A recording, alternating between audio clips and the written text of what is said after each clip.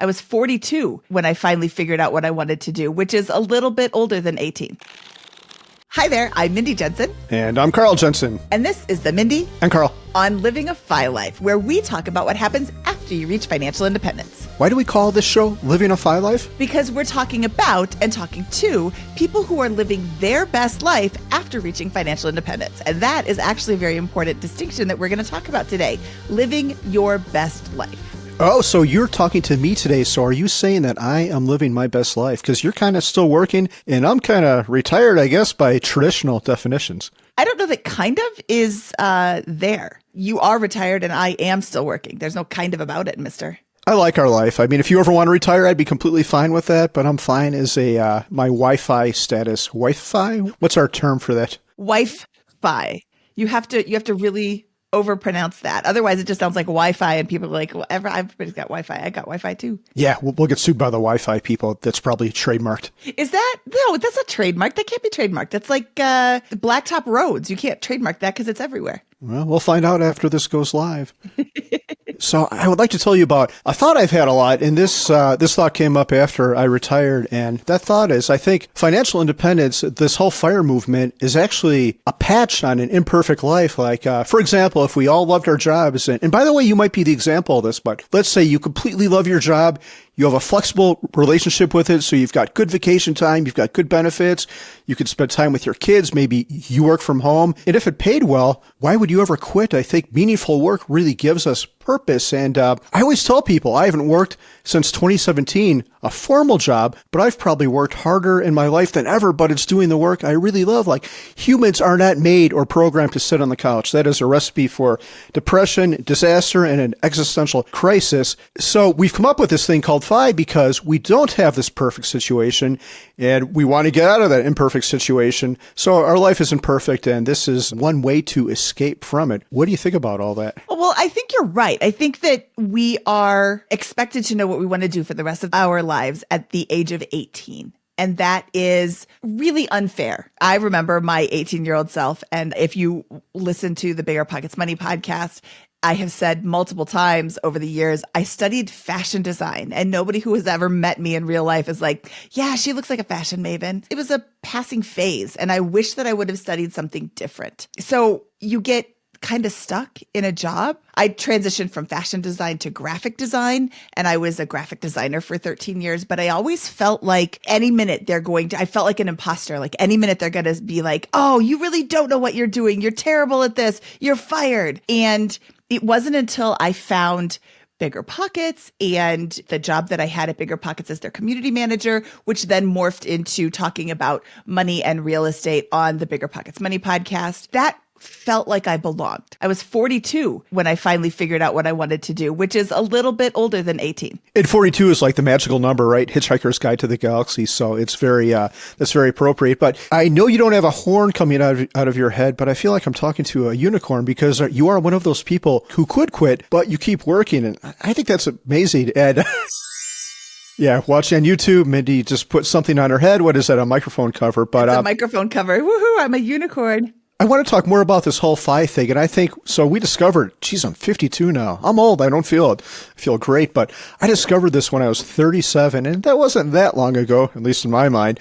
But the time seemed a lot different. Like at that time, I thought the only way to do FI was maybe this early retirement extreme or Mr. Money Mustache version where we work, and then we quit, and then that's it. It's very binary, black and white. I think FI has changed since then. You hear all these different versions of FI, Coast FI, and our FI neighbors who moved here, they both had jobs and they both quit because their kids are young, and they'll probably go back when their kids go to school. So the times are different. I remember going to the college guidance office and the counselor was like, you never want to have a gap in your resume. That's like a big red flag for employers. So you always want to stay employed, like find your next job before you quit. And now it's the exact opposite. Any healthy employer would say, hey, I saw you take some time off. Like, what did you do? Did you work on yourself? Like, we appreciate that. And a lot of employers even encourage us, like sabbaticals and time off. So I think the world is a lot different. And I'm making excuses for the poor way that I approach FI, like working my butt off for 80 hours a week for a decade and not doing anything else, accumulating money and then coming to a sudden stop, which is very unhealthy. And if you're doing it that way, send me an email, carl@biggerpockets.com, because I will send you one back and tell you to stop that. What do you think about all that? Has the world changed? And I think COVID might have been responsible for this too. I think the world absolutely has changed. I remember getting that same advice from my parents, don't ever have a gap in your resume. And also, my dad told me more than once, Mindy, you keep job hopping, that's going to look terrible to potential employers and they're not going to hire you. And that could actually be one of the contributing factors to people our age or our generation wanting to pursue financial independence. Oh, I can't have a gap in my resume. I can't job hop. So I'm stuck in this job that I hate. How can I get out of this? What was the phrase you entered into Google, Carl, when you found Mr. Money Mustache in 2012? How do I retire early? How do I retire early? I bet there's a lot of people our age saying that exact same thing. In fact, I know there's a lot of people our age and all ages saying, I don't want to work at this job anymore. Now, if I had a job in my 20s that was just like this, where I felt like I was crushing it, maybe I wouldn't have ever considered the path to financial independence.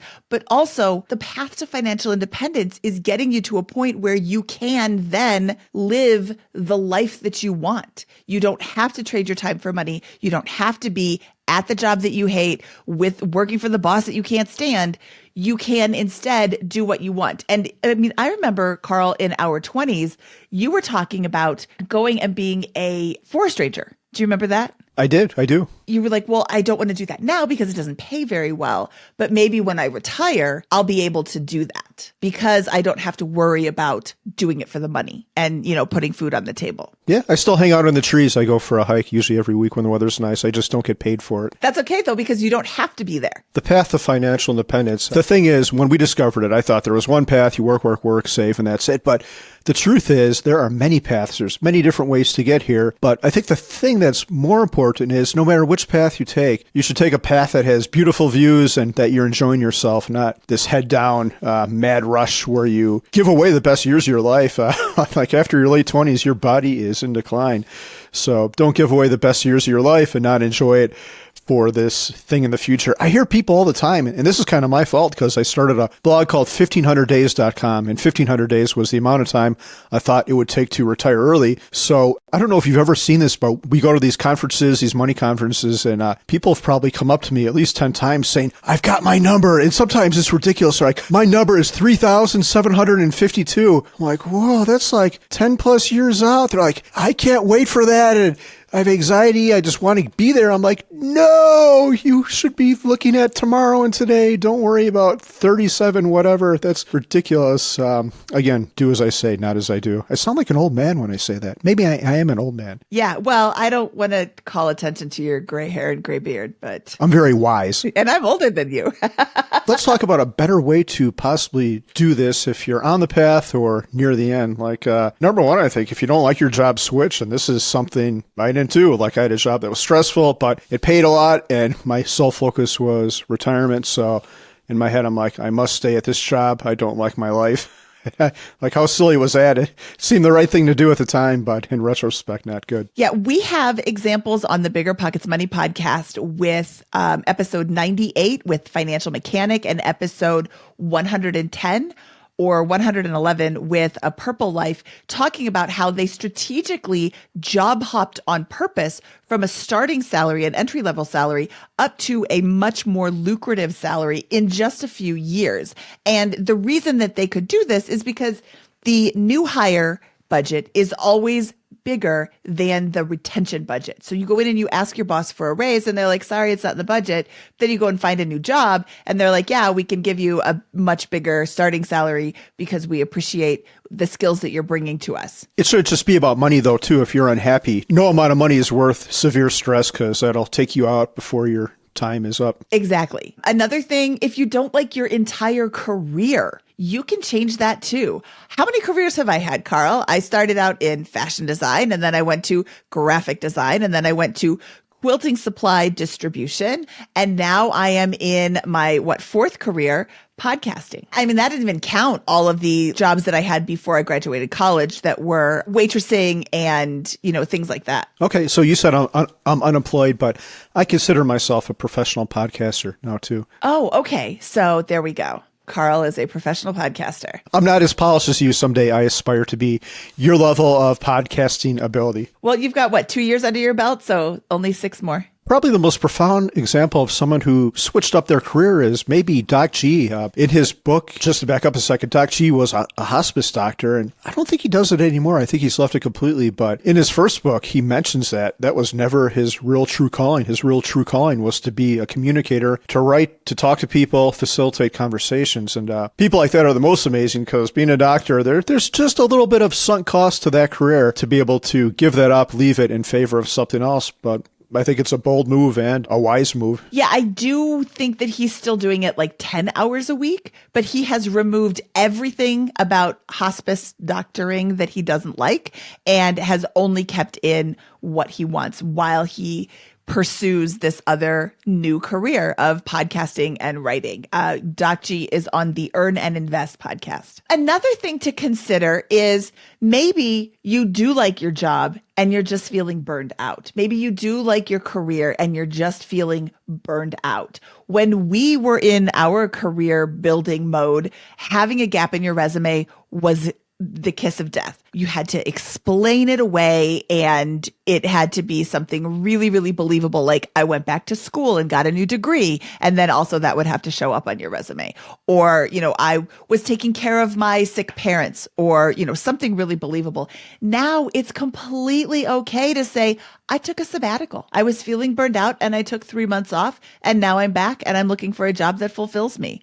People understand that a lot more now than they used to. Absolutely. It's so nice. It's so refreshing that the world is better adjusted as far as that goes. One example I could think of is Brad Barrett from Choose Fi. His brother is not financially independent, but they have 2 kids at home as well. And he's taking time off while they're young, and then he can go back to school or he can go back to work when they go back to school. And you've spent their formative years with them, and then poof, you move on with your life. I think that's great. I still want to encourage people to pursue financial independence, even if you don't stop working, like I have not stopped working, even if you choose a different path, like Carl's aspirations to be a forest ranger that never actually came to fruition. There's all sorts of different ways that you can spend your waking hours that aren't beholden to a company that you can't stand. Financial independence is an insurance against the monkey wrenches that your life can throw you.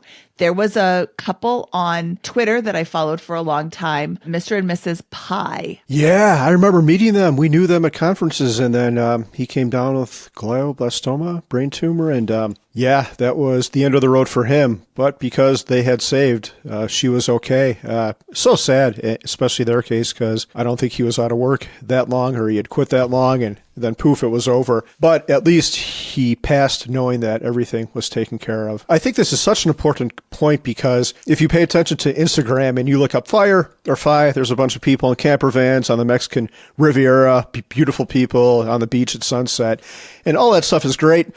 But the more important thing is what you said, the insurance policy it gives you to deal with stuff that should be at the bottom of the FI pyramid of, if they've got that Maslow pyramid of needs or whatever, we should invent a FI pyramid of why you should FI. And that would be at the very base of it to protect you against whatever stuff people throw at you. Well, what's at the top? Yeah, what should be at the top? Maybe it would probably be the same as the actual Maslow period, self-actualization, just becoming the best, happiest, greatest human you can be and use your financial independence, wherewithal, the time you get, the money you get to work on yourself and do that. Yeah, thinking back to some of the jobs that I've had, money puts you in a position of power. And I would have absolutely quit a lot sooner, several of those jobs, if I had had more financial stability. Yeah. Do you think you would have said anything different to your boss? Like if you had enough money? We've both had some suboptimal voices. I don't think I would have, but you're a little bit edgier than me. What word should I? That's a good one. We'll stick with that one. Edgier is how we'll pronounce that one. I have it in my current job, this freedom to speak my mind. And if something is happening that I don't like, I can say something. I mean, this is a terrible way to think about it, but what are they going to do? Fire me? I'm financially set. That's not going to be the stake in my heart, the stake in my financial self that it would have been 20 years ago. I don't want to get fired. Scott, please don't fire me. But I also have the freedom to say, I don't agree with that. Here's a different idea. And I think that's really empowering. I've been able to do a lot of things that I wouldn't have done 20, 30 years ago if I wasn't in this position. I'm just going to jump in here and say I find it highly amusing that we're talking about the ability to tell your boss to shove it while we're recording a show for your job. And to be clear, you love your job. Scott's great. Everyone at BiggerPockets is awesome. You're not going to tell anyone to shove it. But yeah, just want to make that clear. Yes. And I mean, I'm on record as saying that I can't believe I get paid to do this job. I can't believe that this is a job that I get paid for, but it is. And I don't have any plans to leave because I love it so much. But I have the option. And that is really the key point. Money is options. You have no clue what you're going to want to do in 10 years, in 5 years even. I have no clue what I want to have for dinner. Oh, I've got that already fixed up. It is amusing. I contemplate this often. So I retired in 2017, and because I was running away from something, I really didn't think about what was going to happen after that. And all of a sudden, we accumulated the money, and there I was like, okay, what do we do now? And life has been great. This adventure and the things that have happened to us, the opportunities, like we own a co-working space. I never could have seen that coming. We've been able to travel all over the world, speaking at different FI things. I mean, just incredible. It's super amazing. You never know where life is going to take you. And I think I'm the type of person, I'm a hopeless planner. And I always wanted to know what my life would look like in 10 years. But now I think the exact opposite is much more fun, having no idea what your life is going to look like in 5 or 10 years, because you never know who you're going to meet or what they're going to tell you about or what opportunities are going to suddenly present themselves. I would not live any other way than how I'm living right now. This is fantastic. Yes, how you're living right now. But let's talk about how we lived on our journey to financial independence.